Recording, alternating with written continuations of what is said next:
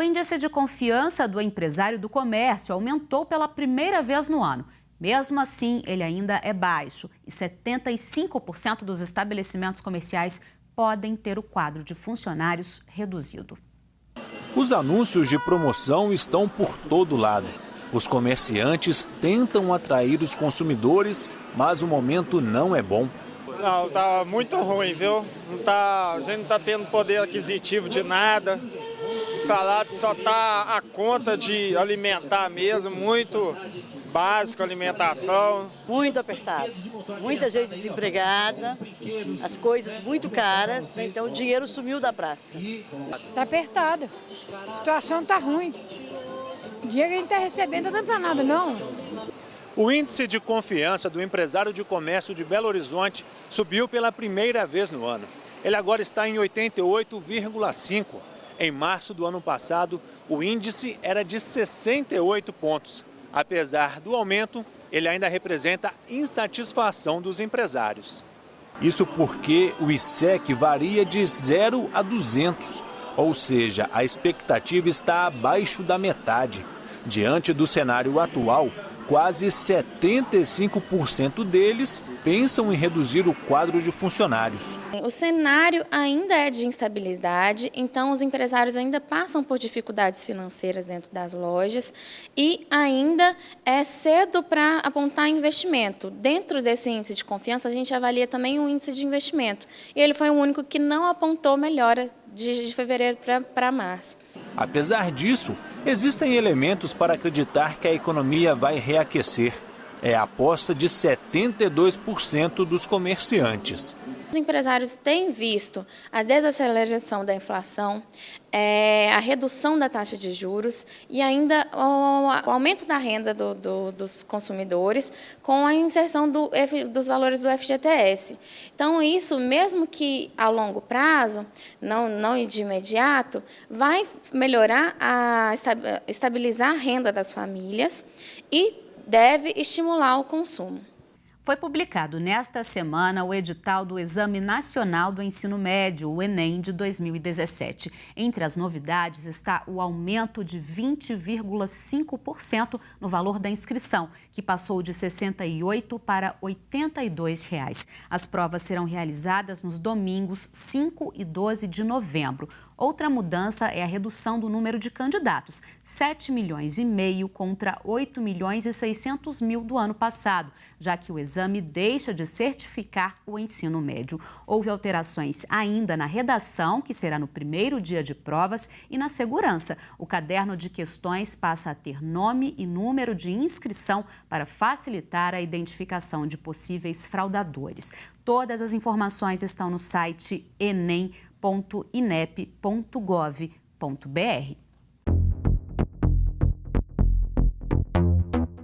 No quadro Direito do Cidadão desta semana, vamos falar da reforma da Previdência. O presidente Michel Temer vem dando prioridade ao assunto em reuniões com aliados. A expectativa é de que o texto final, com alterações, seja apresentado na próxima terça-feira. Entenda o que pode mudar no comentário do advogado Lucas Neves. Os homens e mulheres brasileiros terão de trabalhar por mais tempo para conseguir aposentadoria, caso a reforma da Previdência lançada pelo governo Michel Temer seja aprovada no Congresso em 2017. A proposta de emenda à Constituição 287 exige que o trabalhador, seja homem ou mulher, contribua durante ao menos 25 anos com o Instituto Nacional de Seguridade Social. Estabelece a idade mínima de 65 anos de idade para ter acesso ao benefício. Esses fatores precisam ser combinados para que seja possível requerer aposentadoria. Alcançar os 65 com menos de 25 anos de contribuição ou atingir os mesmos 25 anos de trabalho formal antes dos 65 anos de idade não permitirão o acesso à Previdência. Hoje, a aposentadoria integral significa receber o valor total do chamado salário de benefício, que é a média dos 80% maiores salários recebidos desde julho de 1994. Atualmente, esse teto é de R$ 5.189,82. Atualmente, o cálculo para chegar a esse valor é feito com base no fator previdenciário ou na chamada regra 8595, sancionada pelo governo Dilma em novembro de 2015. Num esforço para aprovar a reforma, o governo autorizou uma mudança no projeto que permite ao trabalhador acima de 30 anos decidir quando irá se aposentar, mediante, porém, compensação de 30% a 50% do que falta do tempo de contribuição, o chamado pedágio, o que representa um valor menor do benefício. A Prefeitura de Belo Horizonte iniciou um cadastramento para quem precisa receber a vacina contra a influenza em domicílio, como pessoas acamadas e residentes em casas de repouso impossibilitadas de se locomover.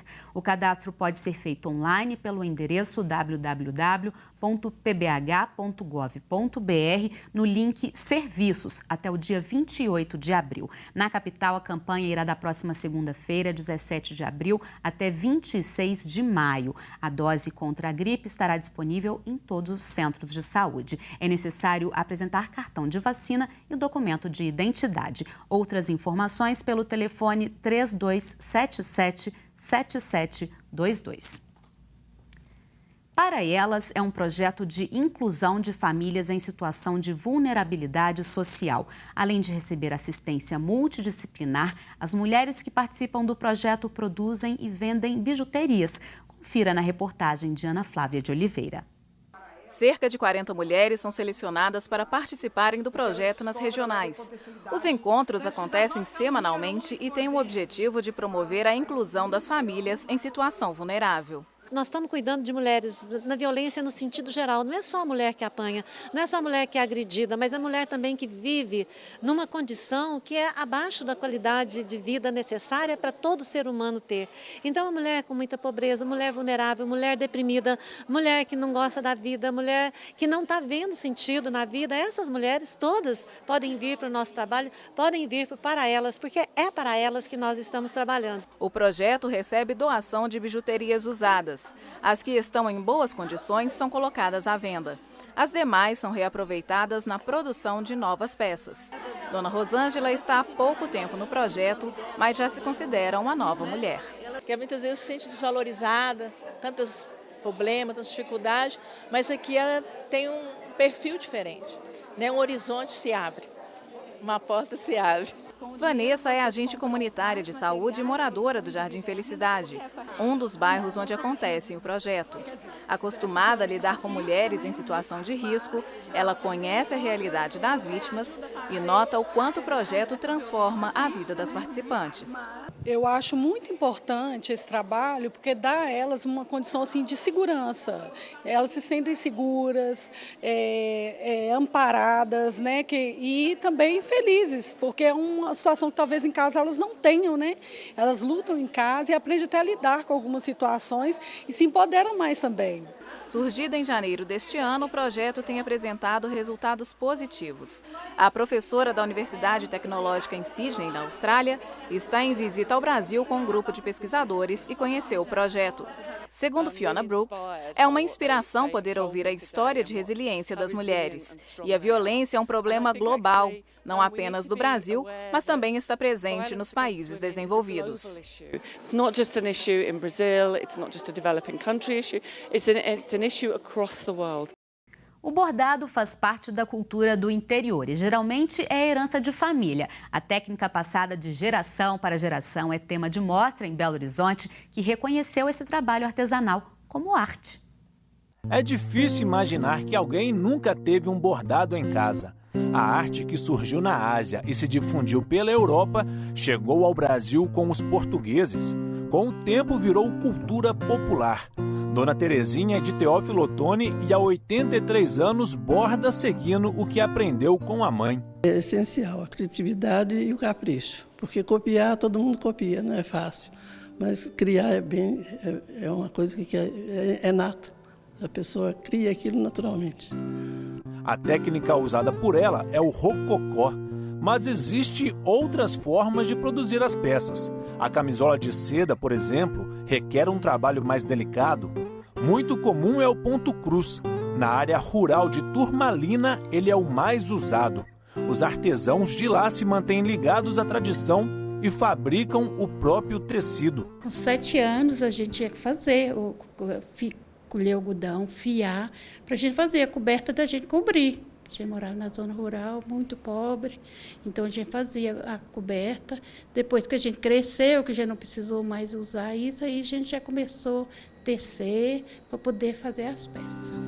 Esse painel demandou 20 dias de trabalho. O de Maria foi mais rápido, cerca de uma semana. E cada peça concluída desperta o sentimento. Não, quando você vê a peça pronta, que você vê foi você que fez, ali vem a retribuição completa. É alegria total. Muitas vezes o trabalho começa com um desenho. As linhas bordadas dão vida à arte. E não tem como deixar de reconhecer.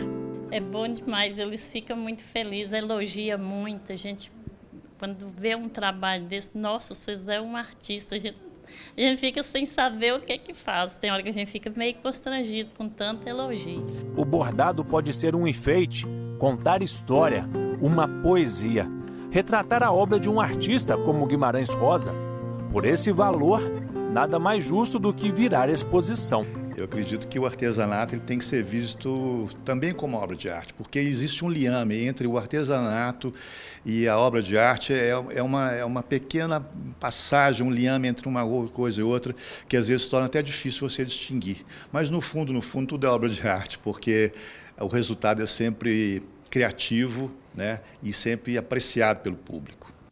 A exposição fica em cartaz até 28 de abril no Centro de Arte Popular da CEMIG. O endereço é Rua Gonçalves Dias, 1608, no bairro de Lourdes. E o Horizonte Notícia termina agora. Neste domingo, acompanhe na TV Horizonte, às 8 da manhã e às 3 da tarde, a transmissão das celebrações de Páscoa, direto do Santuário de Nossa Senhora da Piedade. Para você, uma feliz e abençoada Páscoa. Até a semana que vem. Tchau.